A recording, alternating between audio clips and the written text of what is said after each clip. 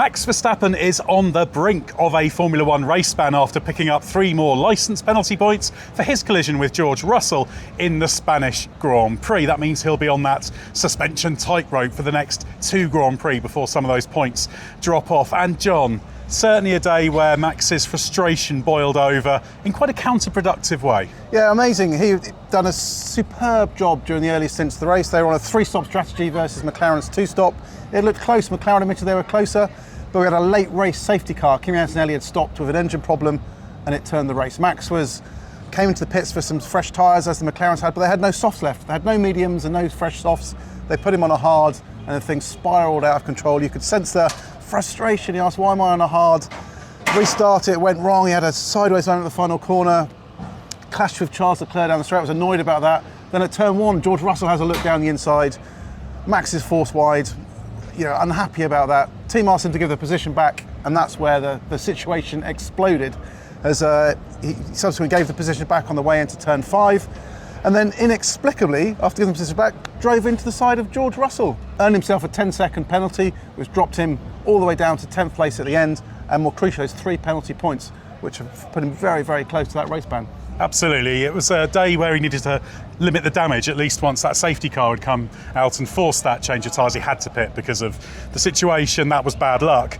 But then, it just built up on him. And this is what we see with Max, isn't it? There's just a couple of times, maybe each year, where a few things layer on top of each other and he just goes over the top, because it was just a moment of fury and aggression when he hit Russell. It's like he almost lost control, and that's done him some damage in the championship. He's trying to hang on in there, but that's dropped him, as you say, down to 10th. He probably he finished 5th on the road, so that's cost him 9 points. Yeah, I mean, this was a weekend where Red Bull had hoped to turn things around potentially in the championship. We had the flexi wing TD. It had close, and the race had been close. The 3-stop v 2-stop was much closer, and I think Max, at times McLaren were under pressure. Andreas Seller said they were asking Lando Norris and Oscar Piastri just to up the pace a bit, because Max's speed on the mediums was more than they were happy with, but their driver said we haven't got it. But in the end, the tyre deck just fell away. But Max, I think, looked all set for 3rd place, and then that safety car changed it, and you could sense the frustrations when he was dumped onto that hard tyre. He knew it wasn't going to warm up properly. He knew he was exposed, and I think this all boiled up to him. I mean, George Russell said afterwards it felt like something that happens in sim racing. These kind of moments where a driver gets completely mad and barges you out. I think if this had been sim racing, Max would have rage quit that race. Once he was dumped onto the hard tyre, had that moment with Charles Leclerc and George Russell and given it up, he would have probably quit this race and had enough. But Formula One, you go for it, and whatever game he was playing, he said it was a misjudgment. I don't believe he would deliberately cause a crash and drive into George Russell on purpose, but he was obviously playing a game. Maybe he wanted just to make life difficult for George.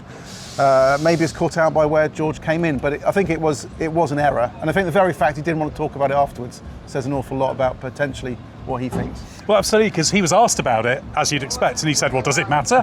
I want to talk about the whole race, not just one thing.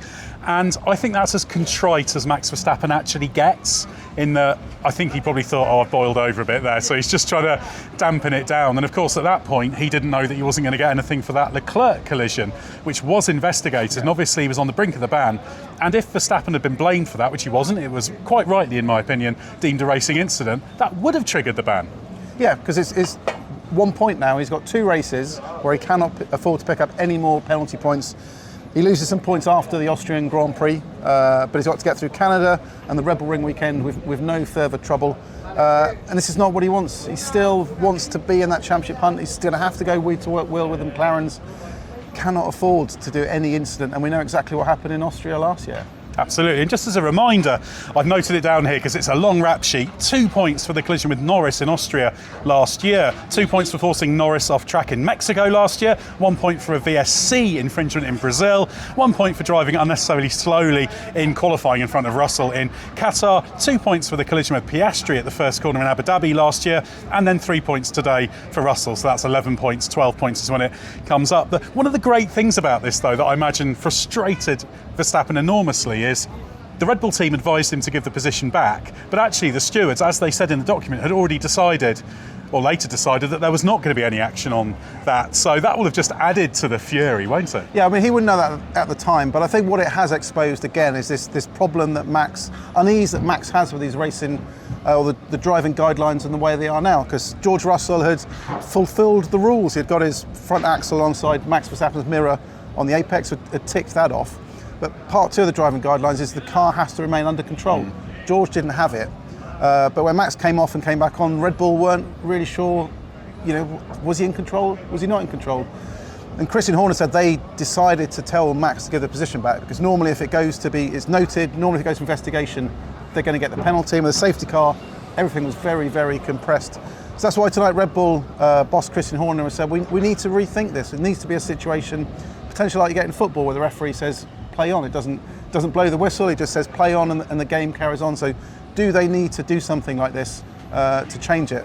Because obviously it used to be like that in the past, but I think, as you well know, they changed it to stop teams and drivers gaming the system. Absolutely. Well, because what used to happen is you could ask the FIA in the days of Charlie Whiting, you could get on the radio to him and say, what do you think? And he could give an advisory. Now that's just his opinion. He'll say, I think you might be in trouble there, or no, I think you'll be okay. This wasn't binding, because the stewards decide, not the race director, but it was a useful thing. But then, of course, because that became an advisory system, it sort of became more and more formal, particularly in the Michael Massey era, it gained that. And teams would always ask the question, because if they're ahead, they're not going to voluntarily do it, so they'll push it, won't they?